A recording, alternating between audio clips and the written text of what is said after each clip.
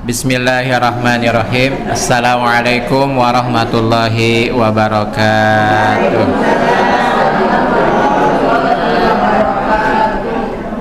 Ibu-ibu yang paling belakang, suara saya terdengar nggak, Bu? Ini bermasalah sound systemnya, jadi mohon dimaklum sebelumnya. Ya. Alhamdulillah wassalatu wassalamu ala rasulillah. Ashhadu an la ilaha illallah wahdahu la syarikalah wa ashhadu anna muhammadan abduhu wa rasuluhu allazi la nabiyya ba'dah. Allahumma salli wa sallim ala sayyidina Muhammad wa ala alihi wa ashabihi wa man tabi'ahu bi ihsanin ila yaumiddin. Alhamdulillah wa syukrulillah, segala puji dan syukur kita kehadirat Allah Subhanahu wa ta'ala atas segala bentuk limpahan karunia serta nikmat-nikmatnya. Salawat serta salam semoga senantiasa tercurah limpahkan kepada Nabiullah Rasulullah Muhammad sallallahu alaihi wasallam, kepada keluarganya, para sahabatnya, tabi'in, tabi'ut tabi'in, dan semoga dicurahkan pula kepada kita semua selaku umatnya yang senantiasa taat kepada sunnah-sunnahnya. Amin, amin ya Allah ya Rabbal Alamin. Ya, Bapak Ibu yang dirahmati oleh Allah Subhanahu wa ta'ala, untuk materinya sudah saya kirim ke Ibu Deti, udah di-share di grup, Bu, ya. Baik. Kita ada satu hadis yang insya Allah bersama kita kaji di kesempatan halaqah diniyah hari ini, ya. Ini hadis berbicara tentang tidak boleh hukumnya merendahkan orang lain, ya, tidak boleh hukumnya merendahkan orang lain, ya.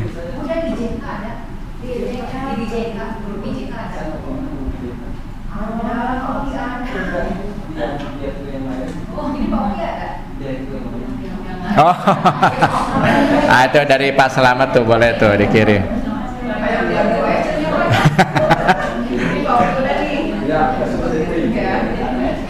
Oke, udah dapat ada? Oke, alhamdulillah. Baik, Bapak Ibu semua yang dirahmati oleh Allah Subhanahu wa ta'ala, kita mulai kajian kita. Dari Abu Hurairah radhiyallahu anhu, ia berkata, Rasulullah sallallahu alaihi wasallam bersabda, "Unzuru ila man huwa asfala minkum wa la tanzuru ila man huwa fawqakum wa huwa ajdaru alla tazdaru ni'matallahi alaikum." Ya, di situ tertulis terjemahnya.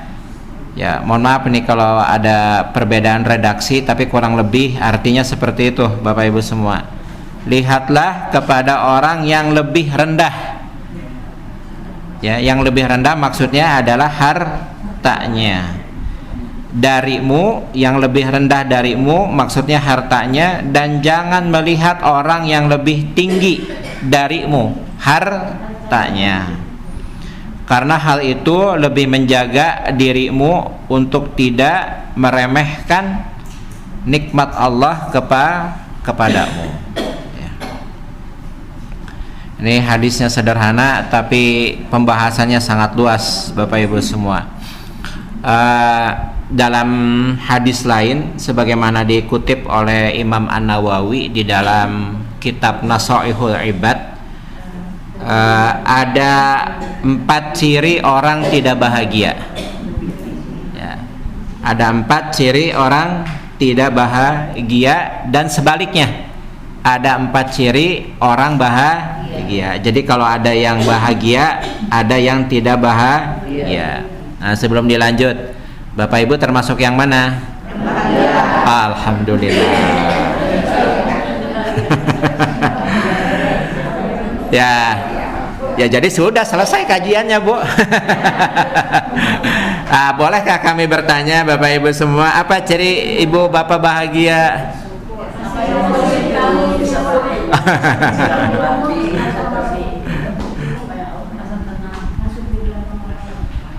Ketika Ibu menceritakan segala kekurangan Ibu, apakah Ibu bahagia?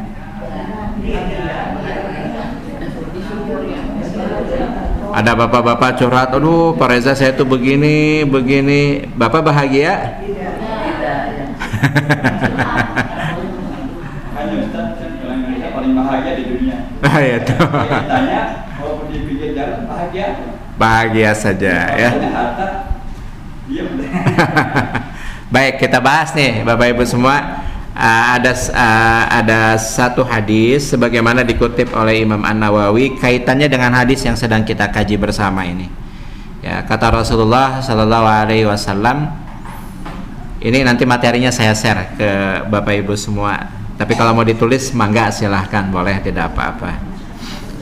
Kata Nabi, alamatus syaqawah arba'atun. Kata Nabi, ada 4 tanda atau ciri orang yang tidak bahagia. Yang pertama adalah orang tersebut melupakan dosa yang pernah diperbuat. Teingat dosa, tidak ingat dosa. Bapak Ibu ingat dosa? Ada. Nah, kata Nabi Sallallahu Alaihi Wasallam, nisyanuz zunub al-madiyah wahiya indallahi mahfuzah. Jadi ciri orang yang tidak bahagia adalah ia melupakan dosa-dosa apa yang pernah diperbuat, padahal setiap perbuatan dosa itu tercatat rapih di dalam Lauhul Mahfuz, di dalam catatan amal-amal hamba Allah atau setiap hamba. Coba Bapak Ibu semua kita merenung sebentar saja. Ya, barangkali waktu 1 menit mungkin cukup. Coba diingat-ingat ini sebelum dilanjut kajian kita ini, adakah dosa? Ya. Waalaikumsalam. Ya. Adakah dosa di antara kita atau dosa di antara ibu atau bapak yang tadi sejak subuh sampai memasuki ruang ini? Ada atau tidak, Pak, Bu? Apa contohnya? Meninggalkan rumah, ibu meninggalkan suami, suami meninggalkan ibu di rumah misalkan. Namun ketika meninggalkan rumah dengan wajah yang masam. Eta. Dengan wajah yang masam gitu ya, tidak dengan wajah yang tidak mengenakan. Nah, itu diantaranya ya. Namun yang jelas ciri orang yang tidak bahagia itu kata Nabi, dia melupakan dosa-dosanya di masa lalu, tidak ingat kepada dosa. Makanya kata Nabi, tubaliman syaghalahu aibuhu an uyubin nas. Berbahagialah, kata Nabi, orang yang disibukkan ya dengan mengingat-ingat aib apa yang ada pada dirinya. An uyubin nas, dibanding ia mengingat-ingat ya kekurangan-kekurangan ataupun aib yang ada pada saudaranya. Jadi Bapak Ibu semua, ini yang unik di dalam agama kita Islam, bahwa salah satu kiat untuk meraih kebahagiaan itu adalah senantiasa melakukan evaluasi, introspeksi diri terhadap hal-hal apa yang kurang yang ada pada diri kita. Itu Bapak Ibu semua. Nah, justru itu sumber kebahagiaan. Nah, nanti kita ketemu ada satu ucapan atau satu perkataan ulama. Di antara bentuk atau tanda orang selalu bersyukur itu dimudahkan oleh Allah untuk ingat dosa. Itu Pak, Bu. Jadi salah satu tanda orang yang senantiasa bersyukur kepada Allah adalah ia selalu ingat dosa. Ketika ia ingat dosa, justru ia ingat kepada Allah. Dia takut kepada Allah. Nah, itu justru kata ulama-ulama kita. Jadi Bapak Ibu semua, coba Bapak Ibu perhatikan atau carilah sama Bapak Ibu semua doa-doa yang terkait dengan Ramadan. Coba perlihatkan kepada saya, ada nggak satu saja doa yang dicontohkan oleh Nabi di mana Nabi seringkali berdoa dengan doa tersebut dan isi doa tersebut adalah minta rezeki daripada Allah Subhanahu wa taala.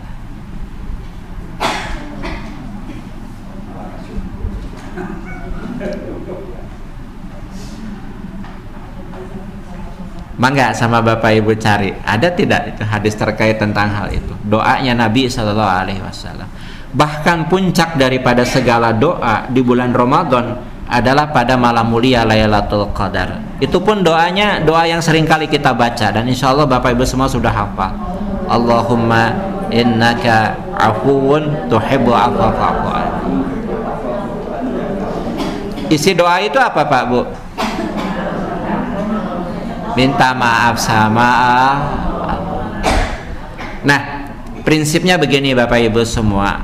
Kalau Bapak Ibu semua merujuk ke dalam hadis di dalam kitab hadis Arba'in, Al-Arba'in, nomor hadis yang keempat, di dalam hadis tersebut dijelaskan bahwa kata Nabi Sallallahu Alaihi Wasallam, inna ahadakum yujma'u khalquhu fi batni ummihi arba'ina yawma nutfah, bahwa sungguh kata Nabi setiap diri kalian yujma'u khalquhu fi batni ummihi arba'ina yawma nutfah, setiap diri-diri kalian itu dahulu itu dikumpulkan di dalam rahim atau perut ibunya pada 40 hari.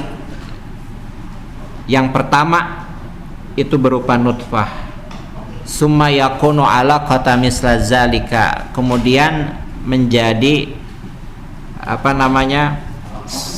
alaqah itu segumpal darah, ya. Summa yakunu mudghah misla zalika, kemudian menjadi segumpal daging.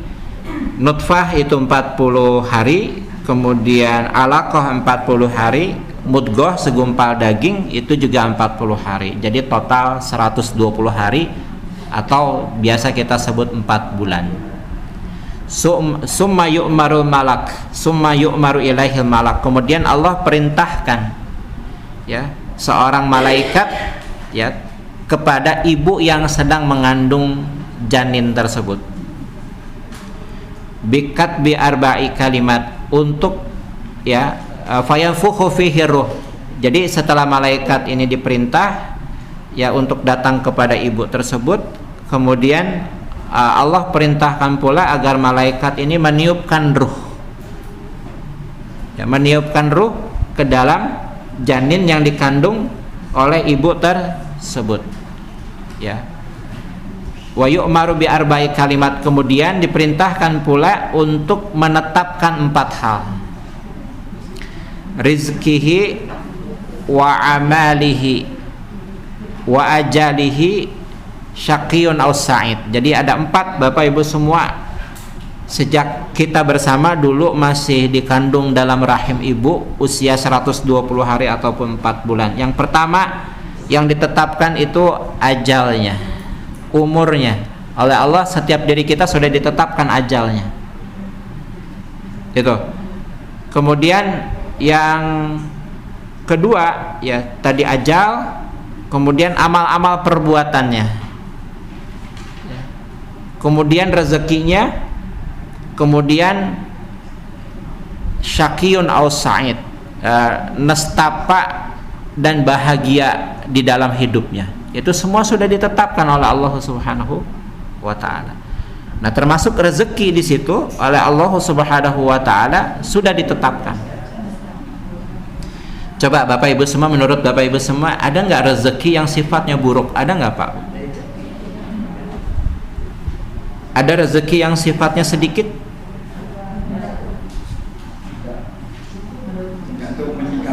Nah itu, jadi sebetulnya rezeki tidak ada yang sedikit. Yang mengatakan rezeki itu sedikit adalah orang tersebut.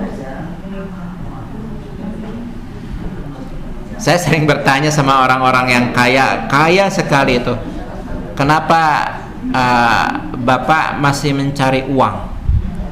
kan sudah kaya.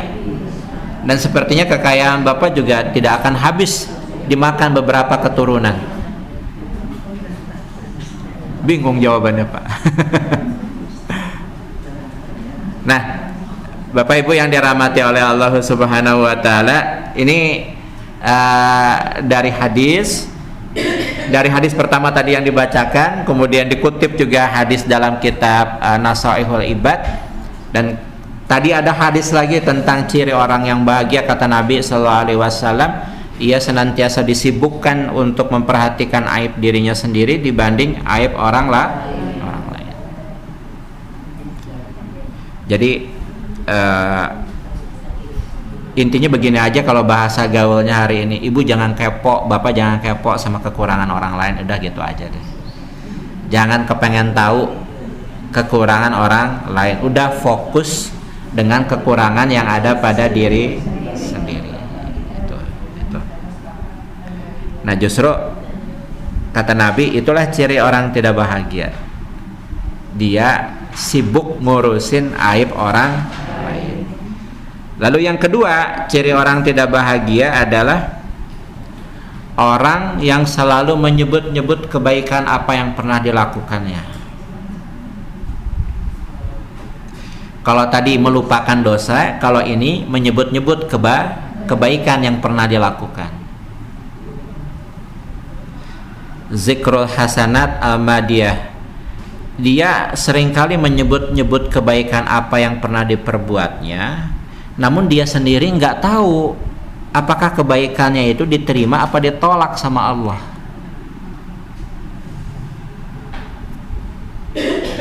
Walaya dari aku bilat amruddat, kata Nabi, dia seringkali menyebut-nyebut kebaikan apa yang pernah diperbuatnya, namun dia tidak tahu adakah kebaikannya itu diterima atau ditolak oleh Allah Subhanahu wa taala.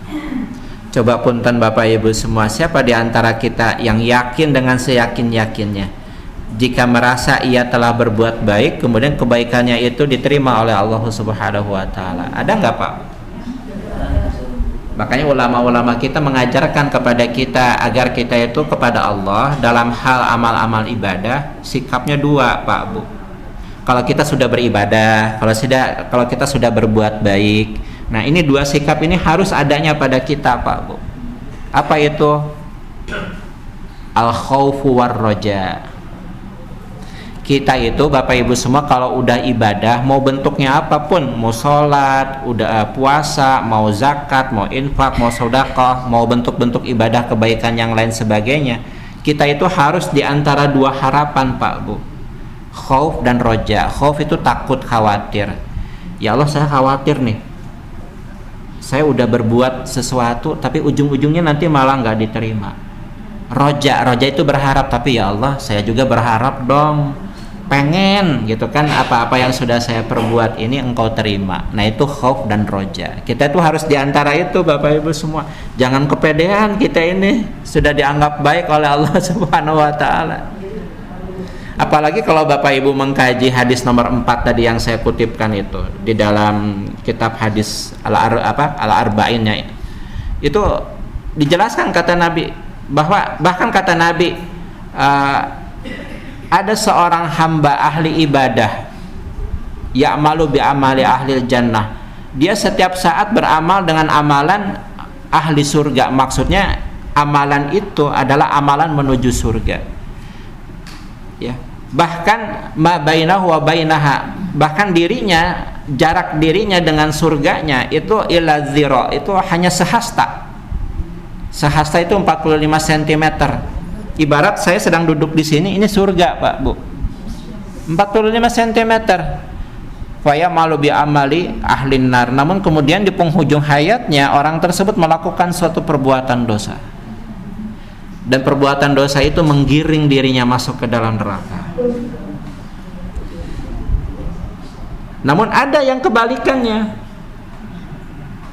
Ya'malu bi ahlin nar. Ia gemar melakukan perbuatan maksiat, perbuatan ya yang menarik dia nantinya masuk menjadi ahli neraka. Namun di akhir hayatnya fayamalu bi'alil jannah. Namun di akhir hayatnya justru ia melakukan suatu amalan penduduk surga atau yang nantinya bisa membawanya kepada surga. Fayadukhulaha, dan kata Nabi pasti itu bisa membawanya ke dalam surga Allah Subhanahu wa taala. Itu yang dimaksud dengan khauf dan roja.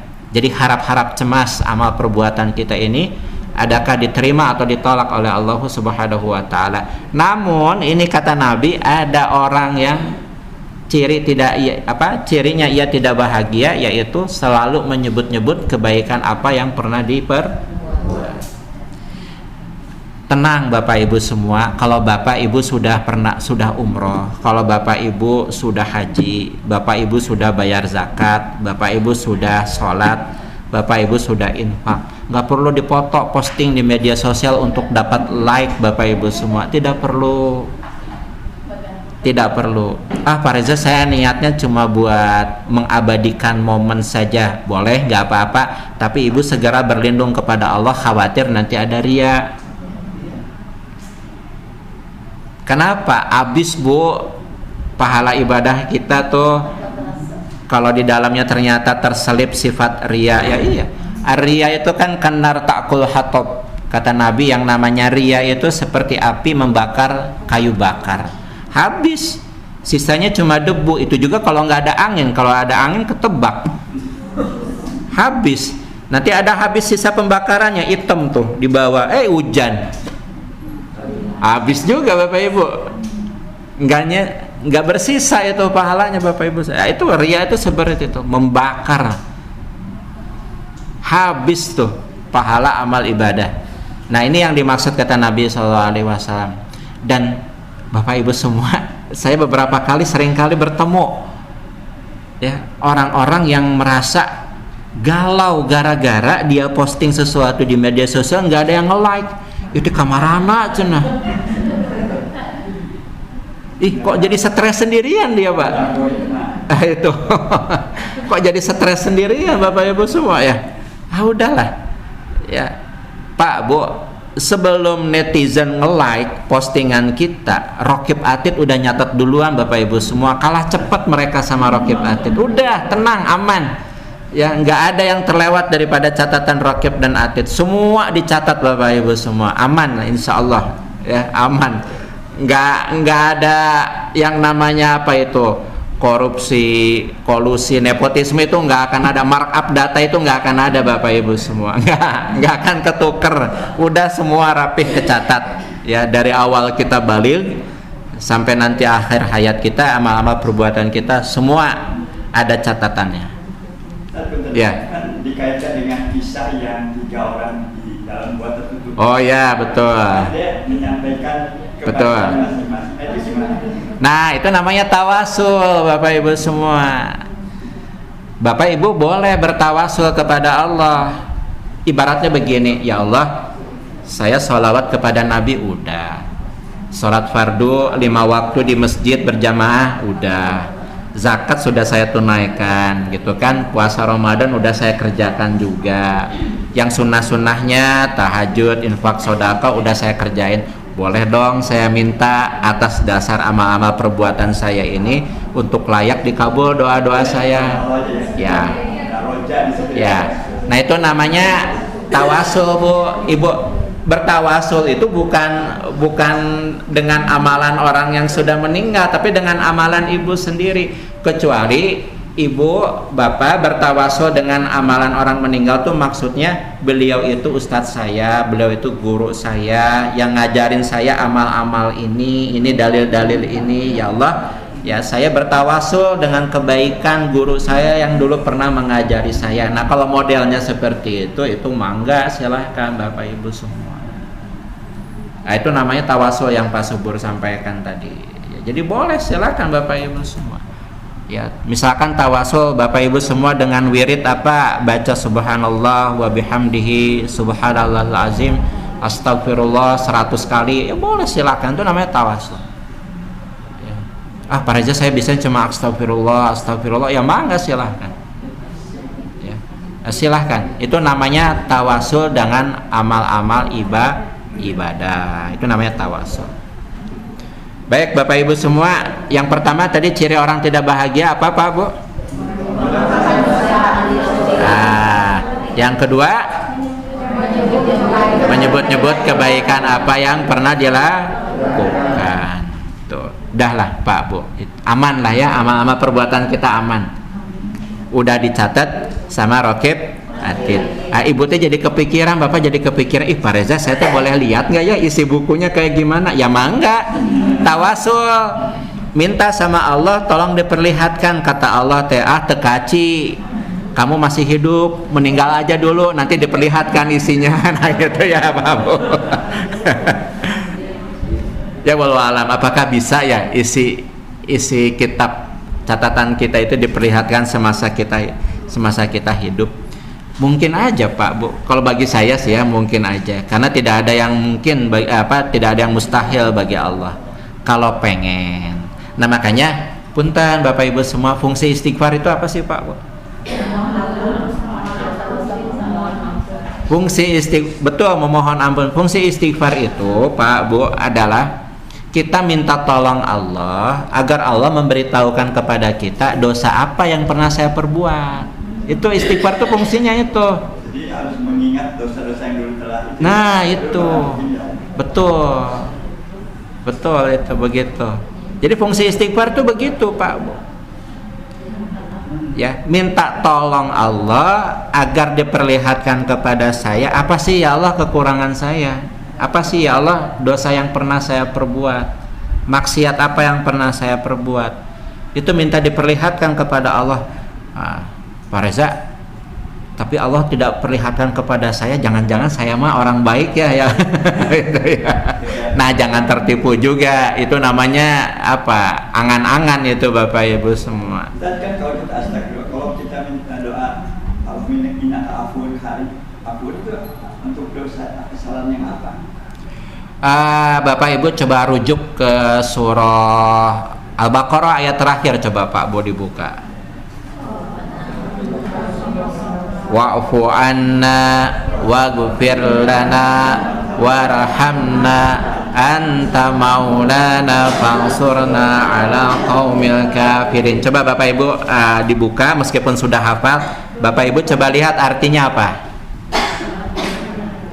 Maafkanlah ya Allah, ampunilah ya Allah, gitu kan, serta kasihanilah hambamu ini.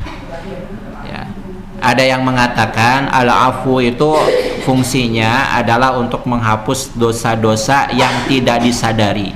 Jadi bukan minta maaf sama Allah, minta dihapus. Ada pepatah dalam bahasa Arab begini Pak Bu, qotun wa huwa jabalun. Jadi kalau dalam bahasa Indonesia itu sedikit demi sedikit jadi bukit. Manusia itu seringkali melalaikan dosa kecil karena ia nggak sadar telah melakukannya. Kalau dibiarkan begitu saja, lama-lama tadi kata pepatah Arab, sedikit demi sedikit jadi bukit. Lama kelamaan karena keseringan ya dosanya jadi numpuk juga Bapak Ibu semua. Nah al-afu itu doanya itu.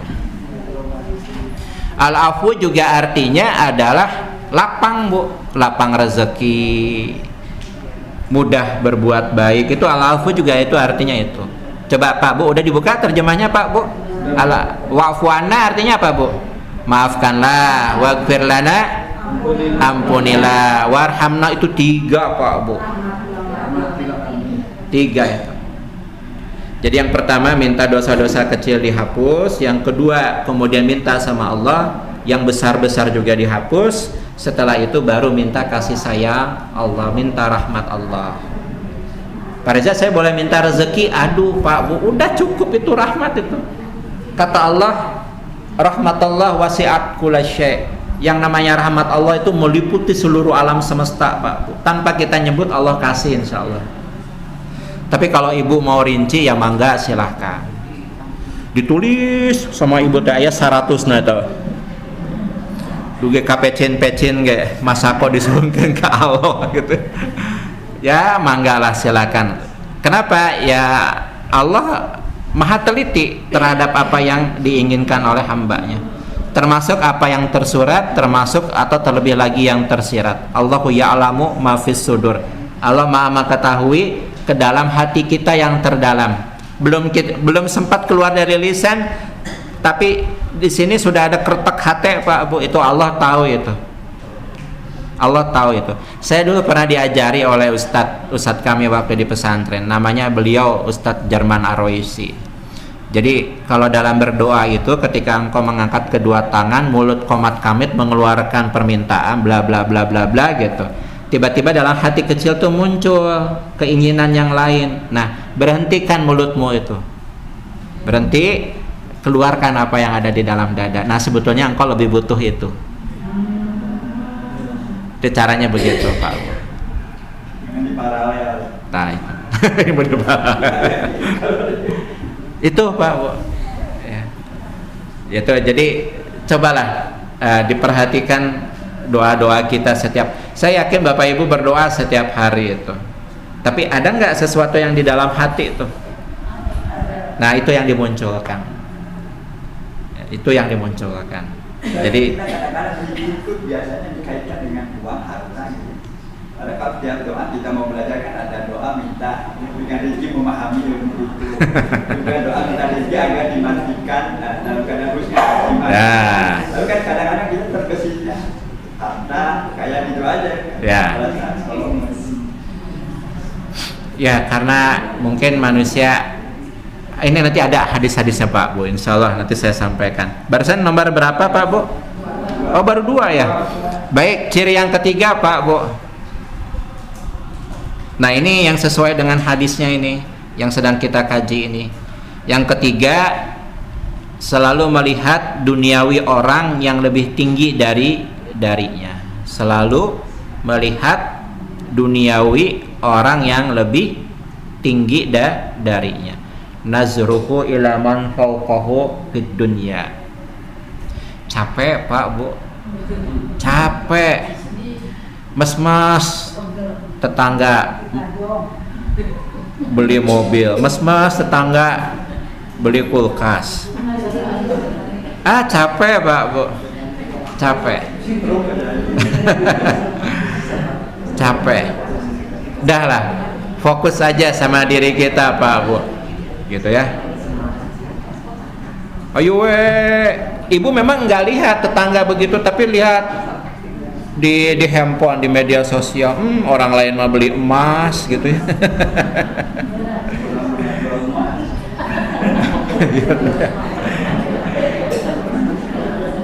Udah Bu, fokus aja sama diri sendiri ya. Tidak perlu membandingkan diri kita ya dalam hal duniawi dengan mereka. Udah capek, tadi intinya capek gitu. Lelah hati Bu, lelah hati itu. Udah.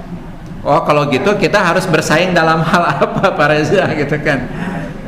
Nah, ini itu yang nomor 3 Bu ya. Yang nomor 3. Pertanyaan saya barusan nanti insya Allah terjawab itu. Yang keempat, nah ini dijawabnya sama yang nomor 4 ini. Maaf, bukan. Yang keempat, selalu melihat agama orang lain yang lebih rendah dari dirinya. Ya, melihat agama orang yang lebih rendah darinya.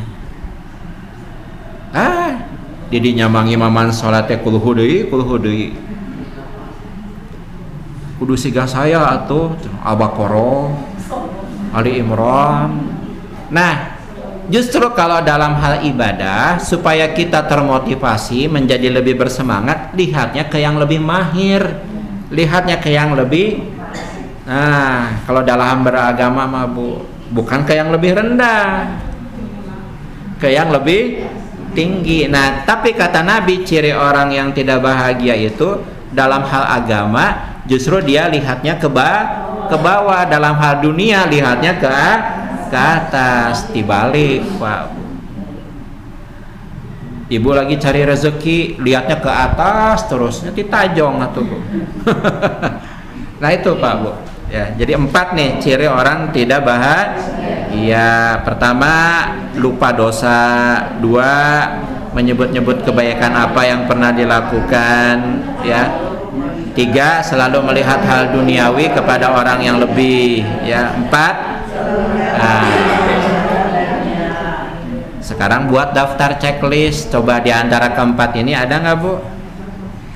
Nggak ada ya, amin insyaallah. Ibu-ibu kan tadi di awal saya sudah nanya, Pak, Bu bahagia? Bahagia. Alhamdulillah.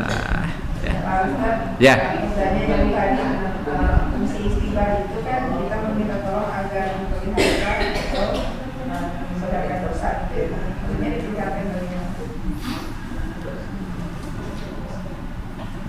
Sebentar, Bu. Nah, ini saya jawab dengan perkataannya Ibnu Qayyim al-Jauziyah. Kata Ibnu Qayyim al-Jauziyah, kita itu selalu lalai daripada 3 hal.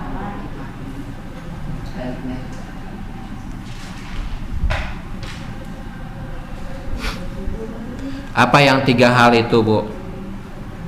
Ini semuanya nikmat. Ini semuanya kenikmatan. Nikmat yang nampak di mata hamba.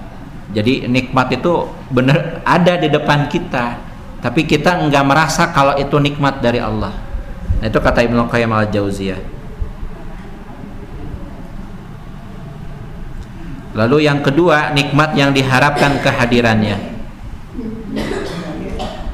Di sisi lain kita tidak mengharapkannya. Nah, itu. Lalu yang ketiga, nikmat yang tidak dirasakan. Sebetulnya nikmat itu sudah diberikan oleh Allah kepada diri kita. Nah, untuk menjawab apa yang tadi Ibu sampaikan, ya, bagaimana cara Allah memberitahukan kepada kita bahwa kita itu telah berbuat dosa. Ibu-ibu, yang ketiga, nikmat yang tidak dirasakan.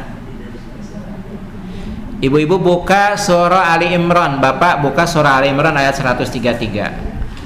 Ya. Semoga ini bisa menjawab pertanyaan dari Ibu. Dengan Ibu siapa, Bu? Ibu Dewi. Ali Imran, Bu, ayat 133. Bu Neneng mah pasti hafal, Bu Neneng mah ya.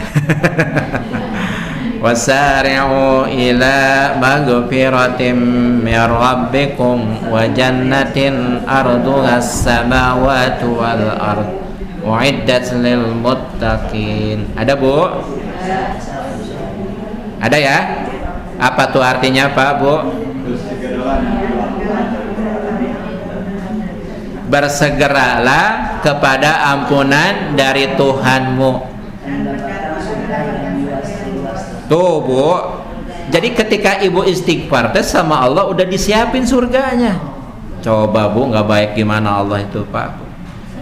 Sekarang ada yang lebih detail lagi. Coba Ibu, Bapak lihat ayat 135-nya. Itu kan 133. Iza fa'alu fahishatan aw zalamu anfusahum zakarullah fastaghfaru li dzunubihim wa may yaghfiru dzunuba illallah wa lam yusirru ala ma fa'alu wa hum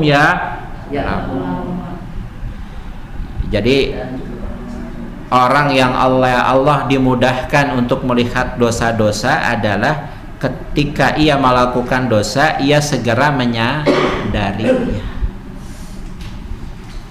Jadi intinya apa? Kesadaran diri, mengenali bahwa apa yang sudah saya perbuat ini adalah perbuatan dosa.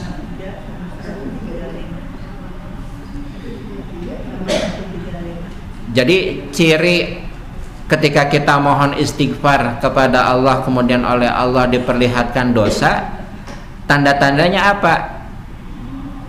Tanda-tandanya adalah sikap kita itu segera minta ampun kepada Allah, segera sadar bahwa apa yang sudah saya perbuat itu adalah sah. Dan ini susah, Pak. Kalau kita nggak terbiasa beristighfar, susah. Ininya kurang peka. Harusnya, Pak, Bu, istighfar itu sudah jadi amalan kita, Pak. bahkan diperbanyak. Tujuannya nggak ada lain sih, supaya kitanya peka aja, Pak.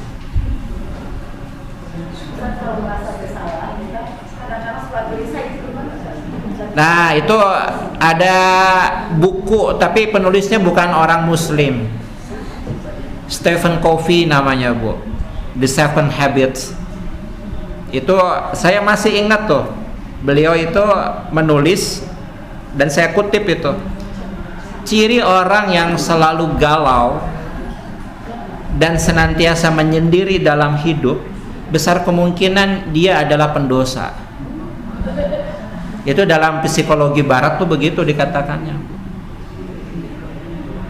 Tapi ungkapannya Stephen Covey ini bukan negatif, Bu, positif. Jadi kalau ada orang menyendiri, dia merasa malu mungkin. Saya mah pendosa, banyak dosa dan yang lain ya. Iya, memang begitu. Ciri orang, nah bagus itu, Bu. Justru yang begitu yang bagus. Iya. Gelisah gitu. Ya Allah, tadi kecatat nggak ya sama Atid gitu kan perbuatan saya? Emang kenapa? Jadi yaitu wasari'u itu, Pak, Bu. Dia itu segera sadar. Aduh, jangan-jangan tadi ucapan saya kepada suami tidak layak untuk diucapkan. Aduh, jangan-jangan tadi saya sebagai suami ya telah berbuat zalim kepada istri. Nah, itu peka bahwa saya telah melakukan suatu dosa. Nah, kalau pertanyaannya kemudian begini, Pak, Bu, lalu apa yang harus saya lakukan, Pak Reza, gitu kan? Kalau saya sadar saya telah berbuat salah, itba'i as-sayyi'ata al-hasanata tamhuha,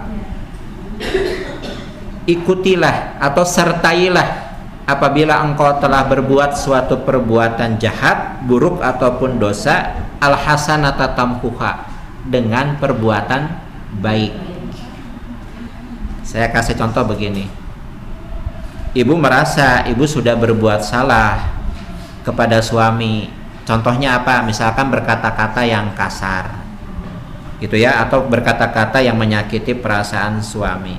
Nah, kata hadis ini, itba'i as-sayyi'ah al-hasanata tamhuha, untuk menghapus dosa kesalahan yang baru saja diperbuat, ya iringi dengan kebaikan. Bentuk kebaikannya apa? Tarik tangan suaminya, cium, Pak, Mama minta maaf. Nah, itu begitu.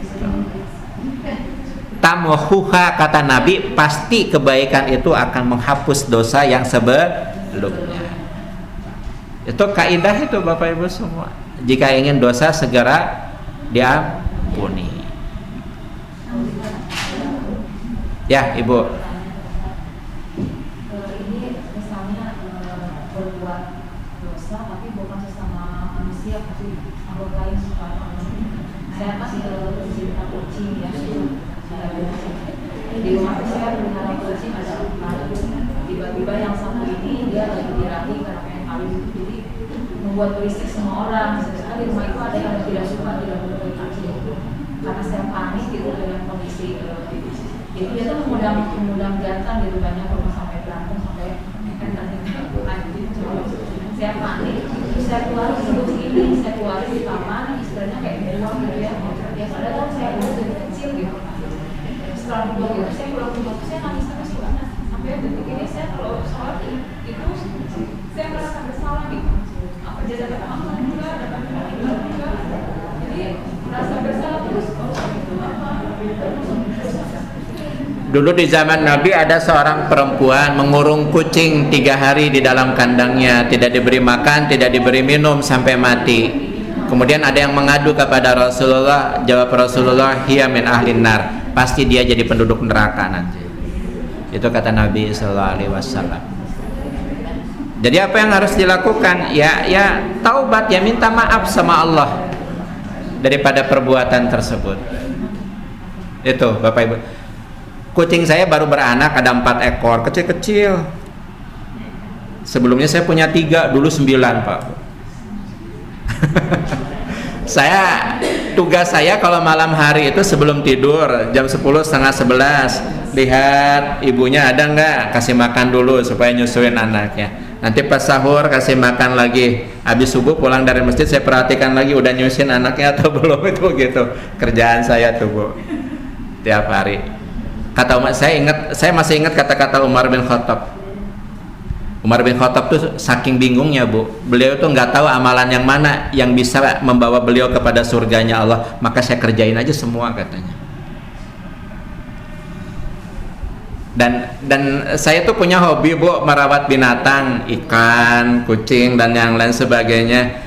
Saya kalau sambil ngasih makan tuh selalu, ya Allah, semoga aja kalau saya tidak dapat ridho dari manusia, ini saya dapat ridho dari makhlukmu yang lain gitu kan. Kadang-kadang kita kalau berbuat baik kepada manusia itu kadang-kadang ya Bu, Pak Punten, seakan-akan harus berbalas kebaikan itu kan. Nah, kalau hewan itu mau bagaimana ngebalesnya Bu?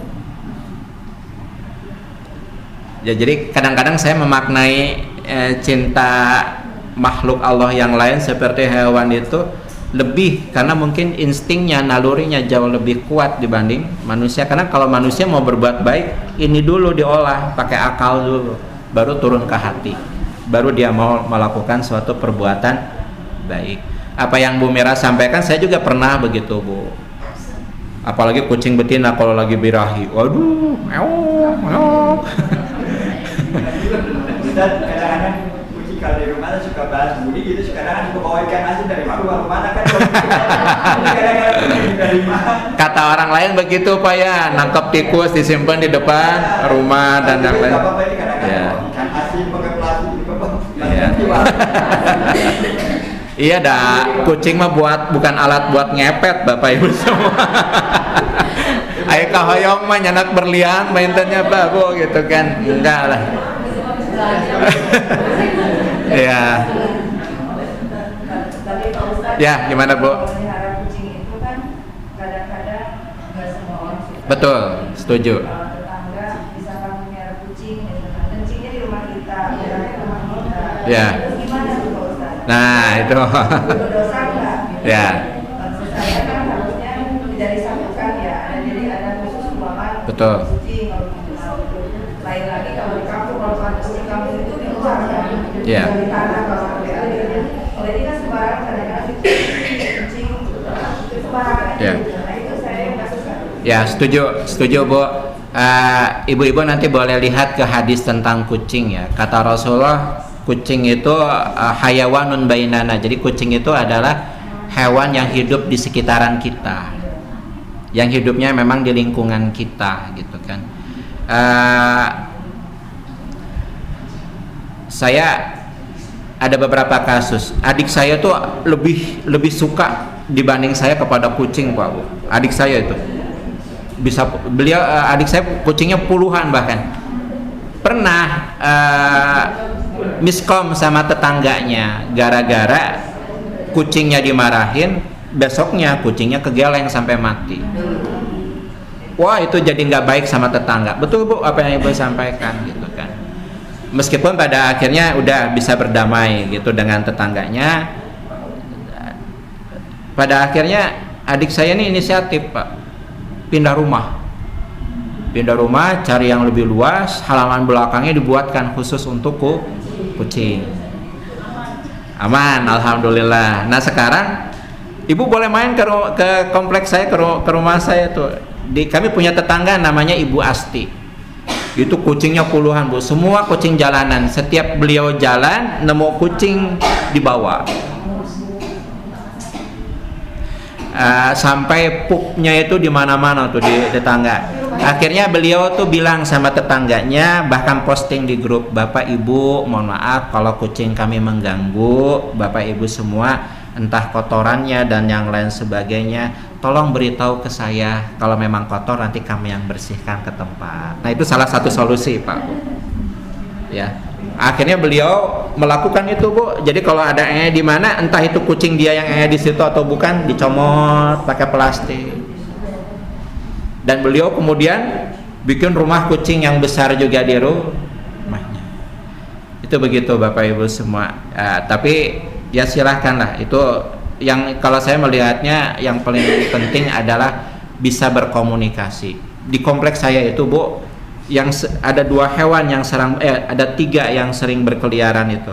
1 kucing, 2 hayam, nukatilu apa tuh Bu yang suka lari-lari di atas tupai. Di kompleks saya tuh banyak itu berkeliaran itu. Nah, ya akhirnya alhamdulillah dengan berkomunikasi yang baik, saya selalu bilang sama siapapun warga gitu, kalau nemu kucing atau itu kucing saya atau kucing siapapun kemudian merasa tidak nyaman, dalam tanda kutip ya boleh digebah silahkan ya, cuma kalau disakiti dengan cara dipukul ya jangan juga gitu. Itu yang pertama. Terus yang kedua, ada sebagian warga yang inisiatif Pak Bu, ya karena mungkin sudah kebanyakan kucingnya, akhirnya dimasukkan ke dalam kardus, dititipkan ke itu jalan pelindung hewan in Hofteng Bu. Di situ kan ada penitipan kucing se-Bandung Raya, ada itu. Ada juga yang berinisiatif, ya teh ucing teh anakan wae cenah.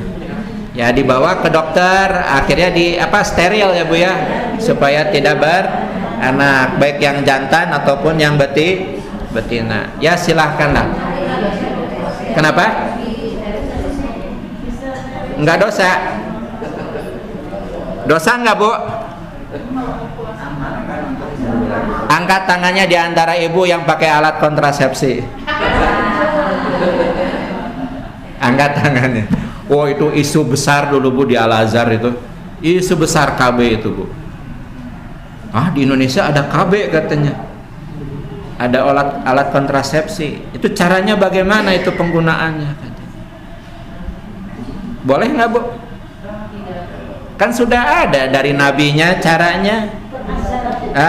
Kalau sudah mau keluar minta izin untuk dikeluarkan di luar, bukan di dalam. Nah itu KB alami mah kalau dalam agama. Rame Pak Bu itu pembahasan. Kena kucing kiri. Ya wallahu alam. Banyak pembahasannya itu. Ayo Bu, Cung coba Bu yang pakai alat kontrasepsi ada di antara Ibu? Ibu Dewi pakai nggak Bu? Enggak tuh. Putra berapa Bu? Alhamdulillah saya nggak punya. Oh belum Bu. Ya jangan katakan jangan katakan. Semoga kalau Allah takdirkan bisa ya Bu punya, insyaallah. Baik, Bapak Ibu, mohon izin bisa dilanjut ya? Mangga. Nah, jadi karena ucing ya tina hadis. Kenapa Bu?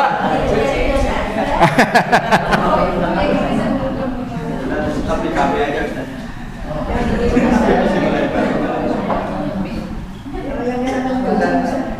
Ya kalau ya gimana Bu?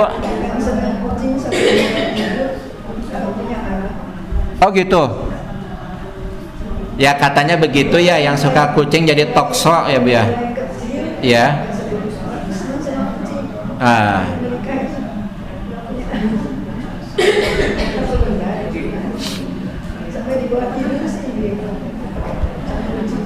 Setahu saya Nabi Ibrahim baru punya anak pertama dari istri kedua Hajar, lahir Ismail. Beliau Nabi Ibrahim itu kalau tidak salah usianya ketika Ismail lahir itu 90 ya kalau tidak salah. Ketika Ishak lahir dari Siti Sarah istri pertama itu usianya pokoknya Nabi Ismail dengan Nabi Ishak itu beda usianya 14-15 tahun Bu. Oh Nabi Ibrahim sudah 105, Sarah itu kepala 9 kalau tidak salah. Baru punya anak keturunan. Jadi ya saya mau bilang bagaimana ya Pak Bu, contohnya ada dan bagi Allah itu tidak mustahil.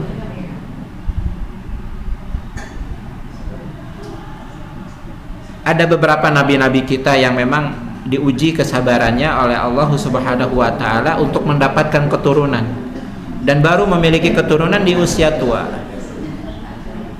Ya, salah satu doa yang saya selalu ingat dan selalu saya sampaikan kalau ada yang curhat, Pak Reza, kami sudah lama menikah tapi belum diberi keturunan dan yang lain sebagainya, ada doa atau tidak? Saya lupa itu surahnya apa, ayatnya apa. Bu Neneng bisa bantu nggak, Bu Neneng? Ya, la tazarni farda wa anta khairu warisin. Itu doanya begitu. Ya Allah, jangan engkau tinggalkan aku dalam kesendirian karena engkau sebaik-baik pewaris. Maksud daripada doa itu, ya Allah, saya pengen punya pewaris. Itu intinya. Pewaris itu siapa, Bu? Ya anak. Jangan engkau tinggalkan aku dalam kesendirian sedangkan engkau adalah sebaik-baik pewaris. Itu doanya seperti itu, Pak. Minta aja terus. Meskipun kita baru punya di hari tua kita dan tidak berapa lama kemudian meninggal, nanti kan kekayaan kita kan terwariskan kepadanya, Pak. Saya mengenai ketika ada yang bilang ya di atas 60 rezeki itu udah nggak ada apa benar. Ya, karena kalau kita lihat kan KFC aja umur 65 baru bisa aja bisa kaya gitu. Ada kan sebagian seperti jadi doanya jangan rezeki gitu, karena sudah tua mau udah nggak ada lah rezeki tinggal sedikit. Kan di antara rezeki itu kan hidup. Ya. Kalau usia 60 tahun dikatakan tidak ada lagi rezekinya masih hidup, ya berarti masih dapat rezeki, Pak, dari Allah. Nah itu. Iya.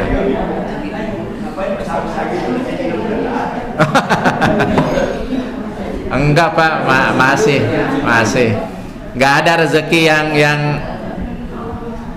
nggak ada ceritanya, Bapak Ibu semua punten, rezeki itu berkurang atau hilang gara-gara kita berbuat dosa. Nggak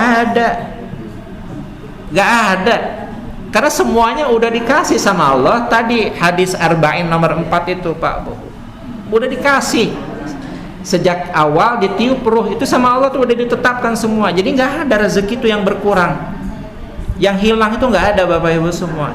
Yang ada, kata Nabi Shallallahu Alaihi Wasallam, makanya Nabi mengatakan apabila datangnya rezeki Allah kepada kalian lambat, itu bahasa Nabi, lambat. Lalu apa yang harus kalian lakukan? Maka mintalah kepada Allah dengan jalan yang benar. Oh, berarti selama ini ada salah, ada perbuatan dosa yang membuat rezeki itu datangnya jadilah lambat. Itu Nabi, Pak, itu begitu. Ya, nggak ada yang hilang, nggak ada yang kurang, Pak. Nah, gitu. Ya. Makanya orang meninggal biasa disebut wafat. Wafat itu bahasa Arab kan, Bu. Al-wafa'u. Apa artinya? Cukup atau sudah terpenuhi. Apa yang sudah terpenuhi? Jatah yang 4 tadi udah terpenuhi semuanya. Makanya disebut al-mutawaffa, orang yang sudah dipenuhi janjinya oleh Tuhan, oleh Allah. Itu maksudnya, Pak. Baik, kita lanjut, Pak, Bu.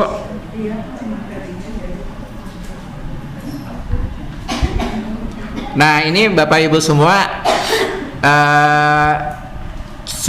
cara atau tips ya supaya kita pandai bersyukur atau mensyukuri nikmat Allah. Nabi pernah bersabda begini, Pak Bu, man lam yashkur al-qalil lam yashkur al-kasir. Kata Nabi, barang siapa yang tidak bisa mensyukuri hal yang sedikit, maka ia tidak akan mampu mensyukuri yang banyak. Jadi Allah juga, Bu, menahan rezeki kita. Kalau sama Allah dikasih sedikit aja dia ngeluh terus, gimana nanti kalau dikasih yang banyak? Kata Allah, ini yang sedikit aja dia ngomongin terus katanya. Jangan-jangan nanti kalau dikasih banyak malah belagu, malah sombong. Nah, jadi apa yang harus diperbaiki di sini, Bu, terkait rezeki? Rasa syukur. Syukur itu apa sih, Pak Bu? Syukur itu kan rukunnya ada 3. Jadi kalau Bapak, Ibu, dan saya bersyukur kepada Allah, Allah sudah beri kita sesuatu, 3-tiganya ini harus ada, Pak Bu. Hati, kolbun, harus mengakui kalau apa yang saya dapat ini itu asalnya dari Allah. Meskipun mungkin yang memberi itu adalah bos kita misalkan, atau suami kita, atau anak kita, tapi hakikatnya itu dari Allah. Jadi hati harus membenarkan kalau pemberian itu dari Allah. Nah, bukan hanya di hati, mulutnya digerakkan, alhamdulillah wa syukrulillah. Nah, yang ketiga, jaga apa yang Allah sudah beri itu. Maksudnya manfaatkan untuk hal-hal yang baik. Itu rukun syukur, Bu, Pak. Akui dengan hati, kemudian buktikan dengan lisan, bersyukur, kemudian jaga. Nah, itu rukun syukur itu, Pak. Suami terima gaji dari kantor, kemudian hatinya mengucap alhamdulillah ya Allah, kemudian lisannya juga ikut bergerak alhamdulillah ya Allah. Ditarik tuh uangnya dari ATM, ditransfer ke selingkuhan.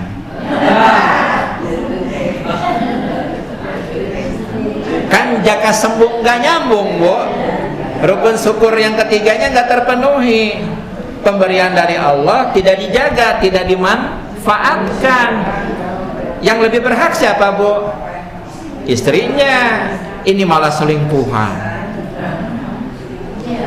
Ada yang begitu, Pak, Bu? Ada. Ada, Bapak Ibu semua. Alhamdulillah, hati, mulutnya bergerak, alhamdulillah. Malah beli minuman yang memabukkan. Nah, itu. Jadi rukun syukur itu ada 3. Apapun Allah sudah beri sama kita, dijaga. Itu yang paling utama. Akui dengan hati, akui dengan lisan, kemudian jaga. Jaga apa yang Allah sudah beri. Makanya kata Rasulullah, man lam yashkuril al-qalil lam yashkur al-kasir. Kalau yang sedikit aja dia tidak bisa jaga, apalagi nanti kalau dikasih banyak. Itu begitu, Pak, Bu. Ya, jadi yang sedikit itu yang seperti apa, ada beda-beda tuh, Bu. Yang sedikit setiap orang tuh, mungkin bagi seseorang itu sedikit, tapi bagi dia banyak bisa jadi. Tapi yang penting apa yang sudah Allah beri dijaga aja itu.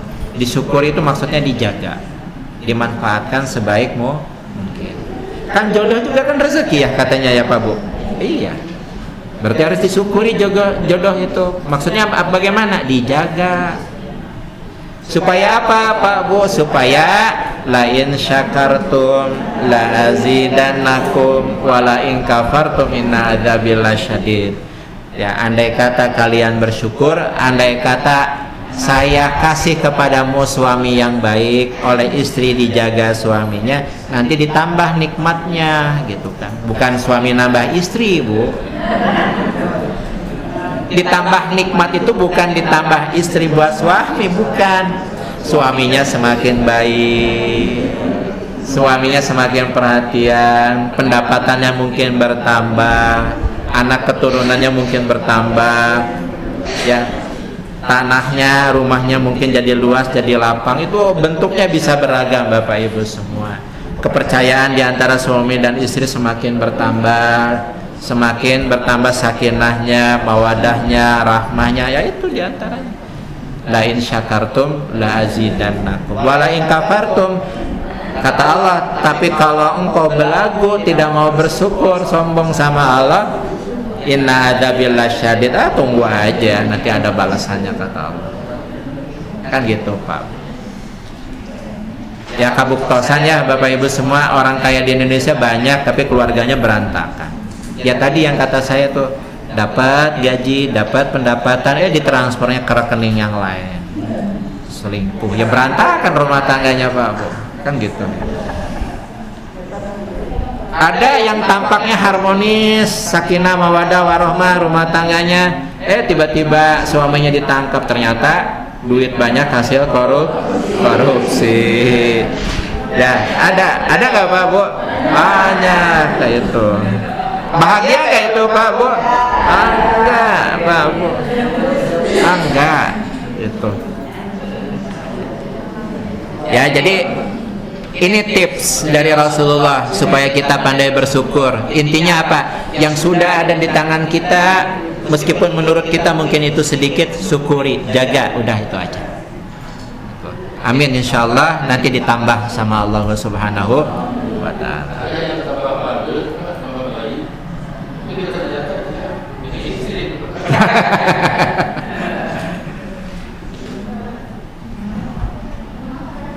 Saya ini bukan curhat nih, saya cerita Bapak Ibu semua. Saya di Telkom itu yang satu prodi dengan saya, dosen baru itu ada berdua, saya dengan teman saya namanya Dr. Agustina Vidya, kepanjangannya apa saya lupa. Beliau orang Kudus aslinya, tapi lama jadi dosen mengajar di perguruan tinggi internasional di Batam. Saya nama perguruan tingginya apa lupa. Itu udah cerai dari tahun 2018 dari suaminya karena suaminya selingkuh dengan istri orang. Udah punya anak 3. Si perempuan itu akhirnya cerai sama suaminya, ini akhirnya nikah. Nah, Ibu Agustina ini cerita sama saya, Pak Reza, saya itu bukannya nolak poligami, karena suami saya itu pernah datang sama saya dan dia jujur sama saya udah nikah lagi katanya. Cuma setelah saya cari tahu ternyata dia menikahi istri orang katanya. Nah akhirnya Ibu Agustina ini dia punya pandangan begini Pak Haji. Kenapa ya Pak Reza? Orang itu kalau hidupnya jaya, agamanya bagus, terutama pada laki-laki, kenapa dia poligami katanya. Jadi Ibu Agustina ini akhirnya jadi underestimate Bu. Jadi pandangannya jadi negatif. Janganlah agama itu dijadikan kedok, terutama untuk berpoligami. Skripsi saya Pak Haji dulu waktu S1 tentang poligami Pak Haji. Saya meneliti di Pengadilan Agama Bandung terkait putusan Pengadilan Agama Bandung terhadap permohonan poligami, putusan selama 1 tahun data tahun berapa saya lupa waktu itu. Saya teliti itu semua data. Jadi orang Bandung Bu, laki-laki orang Bandung yang sudah beristri yang mengajukan permohonan agar permohonannya untuk nikah kembali alias poligami ketuk palu dikabul oleh hakim itu cuma 1 Bu. Sedangkan di lapangan saya mendapatkan data banyak yang berpoligami. Berarti nikahnya siri, mudah cara menyimpulkannya. Mudah cara menyimpulkannya. Nah, hikmah penelitian saya itu apa Pak Bu? Hikmah penelitiannya adalah hukum dalam hal ini syariat Islam harus memberikan kepastian hukum atau kedudukan pernikahan poligami. Dan pemerintah dalam hal ini kantor urusan agama, pengadilan agama itu harus turun memberikan pembekalan terkait ini, terutama dalam hal tata tertib, tata cara pelaksanaan pernikahan. Itu hikmah penelitian saya itu begitu. Jadi intinya di Indonesia ini pernikahan poligami yang kedua, yang ketiga, dan yang keempat itu banyak di luar hukum, itu intinya Pak. Makanya banyak permasalahan hukumnya. Saya menghadapi kasus Pak Bu, ada seorang bapak telah meninggal dunia, ketika berkabung keluarga istri dan keluarga suaminya, tiba-tiba ada perempuan lain datang bawa anak. Ternyata istri kedua datang lagi, istri kedua sampai nuka opat. Semuanya nagih pembagian waris. Sedangkan menurut alat negara, nikah siri itu kan nggak punya paspor nikah Bu. Kalau melahirkan anak, anaknya nggak punya akta nikah. Kalau pengadilan kan normatif Pak Bu, berdasarkan data, alat bukti. Bagaimana cara pembuktiannya? Ya udah, karena pernikahan itu ada dalam bab hukum keluarga, ya akhirnya diselesaikan secara kekeluargaan. Karena kalau kasus ini dibawa ke pengadilan, pengadilan tidak mau melayani, dan pernikahannya juga tidak terdaftar, Pak Bu. Itu. Jadi kalau ada di antara ibu ya statusnya sedang menyendiri kemudian diajak nikah oleh seseorang yang sudah beristri, ibu harus mau kalau mau dinikahinya secara sah. Jangan mau kalau dinikahi secara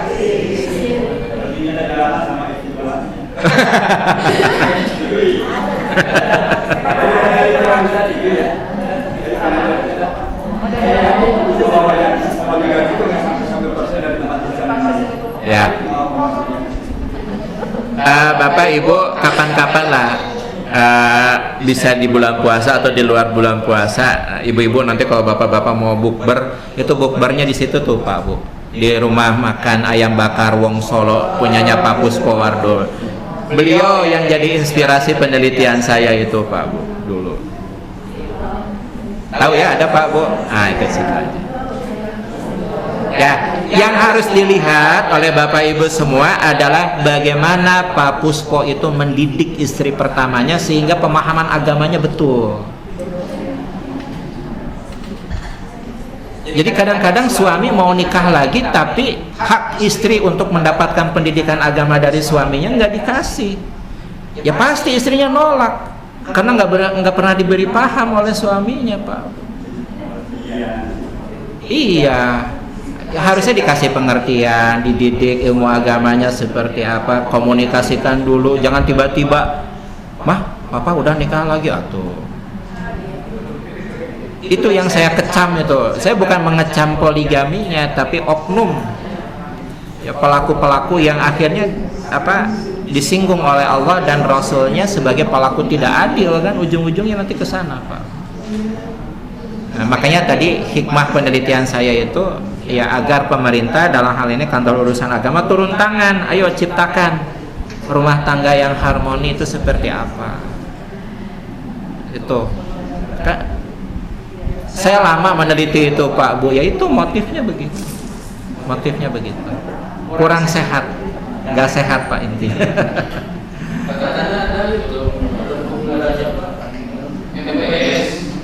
Apa itu Pak?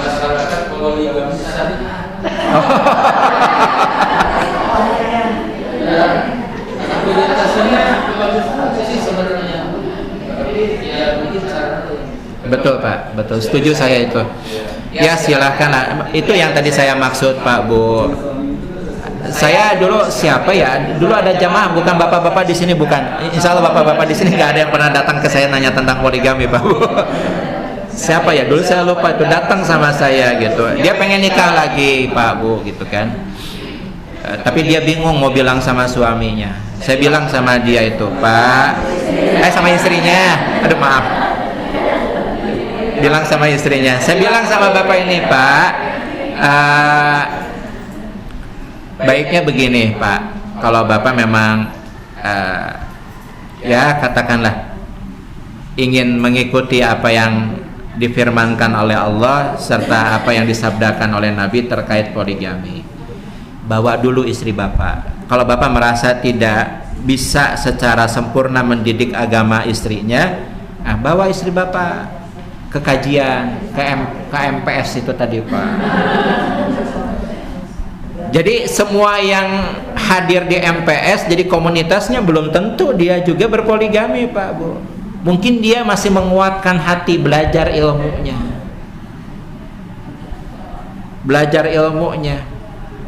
Tapi ya begitulah hidayah Allah kadang-kadang. Yang tadinya niat pengen poligami setelah belajar ilmunya jadi sieun gitu ya, jadi takut, jadi khawatir. Ada yang begitu akhirnya, ada yang semakin yakin, dimudahkan, dimampukan oleh Allah gitu kan. Jadi beragam lah Bapak Ibu semua terkait hal-hal seperti itu. Ya. Bapak saya kan poligami. Betul. Alhamdulillah saya diberi akur gitu ya. Iya. Cuma yang saya nggak nanya ke bapak saya kok bisa gitu. Saya juga nggak nanya ke ibu saya kok bisa terima juga, karena selama itu selalu aku dan kebetulan juga istri muda bapak saya itu lebih tua dari saya tidak punya anak gitu. Kita kalau lagi rame saya berbagi dua gitu, kalau libur ke Untung pertanyaan Pak Sobor itu kata bisanya nggak ditambah an. nasi bapak bisaan. Makanya saya selalu bilang sama siapapun laki-laki yang sudah beristri ingin nikah lagi, syarat sukses untuk poligami cuma satu, saya bilang, tong gede wadul.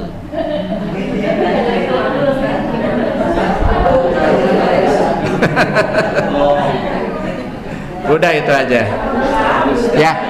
Poligami itu salah satu yang tidak disunahkan untuk umat. Oh, kalau saya belum pernah dengar itu, Bu. Ada tiga. Oh iya.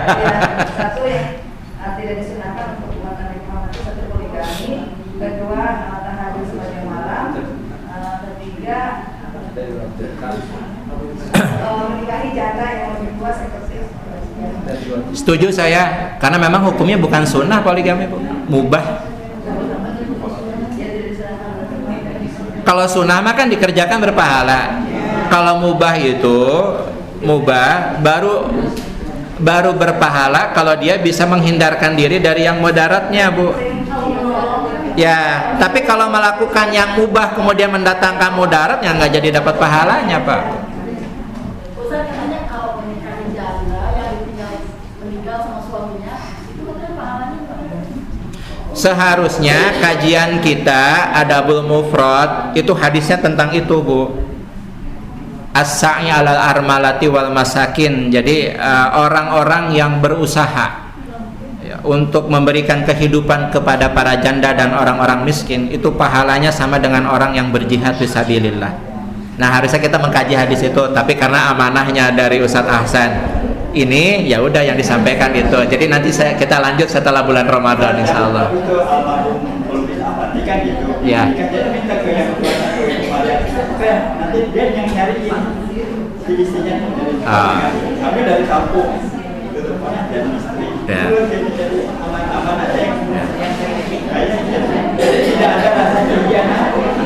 Kalau udah bawa rasa hianat tidak berarti sebelumnya ada istri. Betul. Itu aja yang betul. Bu ibu, bapak-bapak, ya teh kunaon jadi kapoligami ya teh. Aduh, ya Allah. Ini jam berapa ini?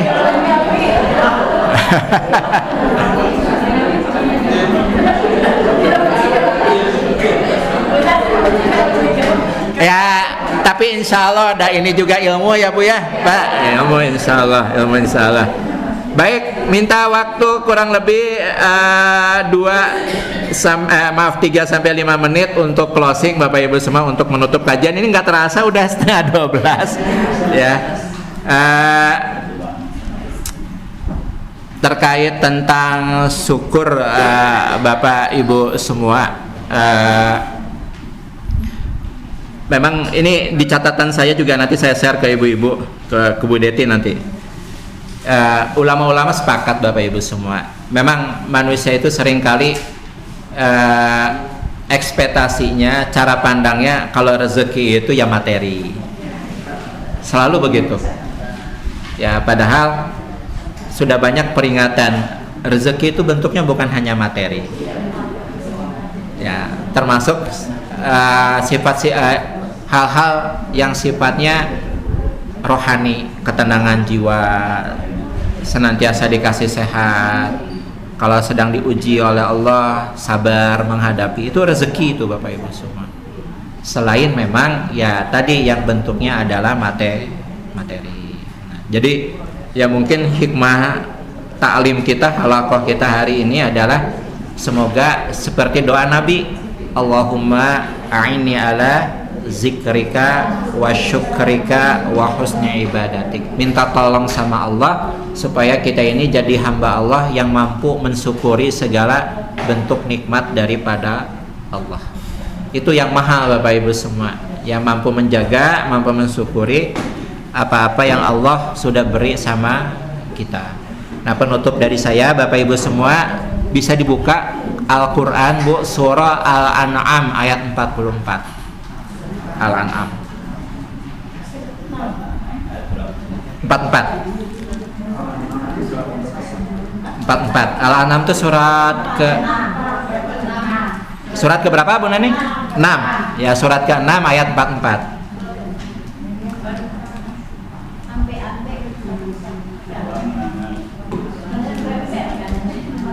Ada Pak Bu? Gimana bunyi awal ayatnya Pak Bu? Falamma nasu ma dzukkiru bih fatahna alaihim abwaaba kulli syai' hatta idza farihu bima utu akhadnahum baghatah fa idzahum mublisun. Boleh satu orang saja Bapak atau Ibu yang membacakan terjemahnya? Pak Oki ada? Ayo Pak Oki coba terjemahnya aja Pak. Maka ketika mereka melupakan peringatan yang telah diberikan kepada mereka, kami pun membukakan pintu-pintu segala sesuatu atau kesenangan untuk mereka, sehingga ketika mereka bergembira dengan apa yang telah diberikan kepada mereka, kami siksa mereka secara tiba-tiba. Maka ketika itu mereka terdiam putus asa. Ya. Ini ayat tentang istidraj. Ya. Istidraj, Bapak Ibu tahu istidraj? Disungkun ku Allah. Ya. Dan ketika mereka lupa terhadap peringatan kami, lupa itu apa yang dilupakan oleh mereka? Mereka lupa kalau rezeki itu Allah pemberinya. Tapi uniknya ayat ini begini Pak Bu, ketika mereka lupa untuk bersyukur kepada yang telah memberikan rezeki Allah, maksudnya fatahna alaihim abwaaba kulli syai', justru pintu rezekinya itu bukannya ditutup, dibuka sama Allah. Hatta idza farihu bima utu, dibiarkan sama Allah tuh sampai mereka merasa bangga dan senang dengan apa yang mereka raih. Summa akhadnahum baktah, namun dengan tiba, dengan sekonyong-konyongnya apa yang kami telah beri semua kepada mereka, kami ambil lagi semuanya. Fa idzahum mublisun, ketika itu terjadi mereka cuma bisa bengong aja. Nah, nauzubillah, summa nauzubillah. Kata Syekh Al-Hazm, Bapak Ibu semua, kullu ni'matin la tuqarribu ilallahi ta'ala fahiya baliyah. Kalau kita dapat rezeki dari Allah, dapat anugerah dari Allah, tapi kemudian dengan rezeki itu kita menjadi semakin jauh dan tidak mendekatkan diri kita kepada Allah, kata Syekh Al-Hazm, jangan-jangan sebetulnya itu adalah musibah atau azab daripada Allah Subhanahu wa ta'ala. Dengan ayat berikutnya lebih mengerikan lagi. Zaman Allah. Nah, itu ancaman. Dimusnahkan sampai ke akar-akar. Nah, itu artinya diminuskan, bukan lagi dinolkan itu Bapak Ibu semua. Hati-hati, itu namanya istidraj. Makanya jangan lupa bersyukur kepada Allah Subhanahu wa ta'ala ya atas segala bentuk nikmat apa yang Allah telah beri sama kita. Gitu Bapak Ibu. Ya Bapak. Ada katanya wajib bersyukur itu kalau usianya sudah 40 tahun. Al-Ahqaf. Al-Araf ayat 15 itu kan Al-Ahqaf Pak Haji, Al-Ahqaf ayat 15, betul. Ya. Jadi kalau yang itu mas sebenarnya belum wajib Pak. belum 40 Pak. Tapi kalau sudah 40 kan balik. Ya. Katanya baliknya itu di atas 40 belum bersyukur belum ada balik. Nah, jadi yang apabila balik umur 40 tahun harus bersyukur. Ya. Gimana itu? Jadi nunggu bersyukurnya nanti kalau sudah 40 gitu ya Pak ya. Belum wajib. Berarti kita semua yang hadir di sini aman Pak Haji. Aman gitu ya. Bapak Ibu semua punten, pemahaman ayat itu tidak seperti itu. Pemahaman ayat itu adalah, nanti boleh dibuka tafsir ayat tersebut ya, Al-Ahqaf ayat 15. Tafsir ayat itu berbicara tentang rahasia umur 40 tahun. Saya kutip pendapatnya Syekh Ibnu At-Taimiyah. Kata Syekh Ibnu At-Taimiyah, awal kedewasaan hati dan pikiran seseorang baik pada laki-laki ataupun perempuan adalah ketika ia memasuki usia 40 tahun. Nah, saya kutip dalam tafsirnya, pendapat beliau itu begitu. Jadi memang terutama kematangan spiritual Pak dalam hal beragama itu ketika masuk 40 itu ada suasana yang berbeda. Makanya kata Mbah Maimun, cilaka kalau seseorang sudah memasuki usia 40 tahun tapi masih kena buraong, masih kena bangor. Cilaka itu Pak Bu, makanya hati-hati dengan usia 40 itu. Begitu Pak Haji penafsirannya, penjelasannya. Cukup Bapak Ibu semua? Alhamdulillah, kita ketemu lagi insyaallah di hari Sabtu yang akan datang.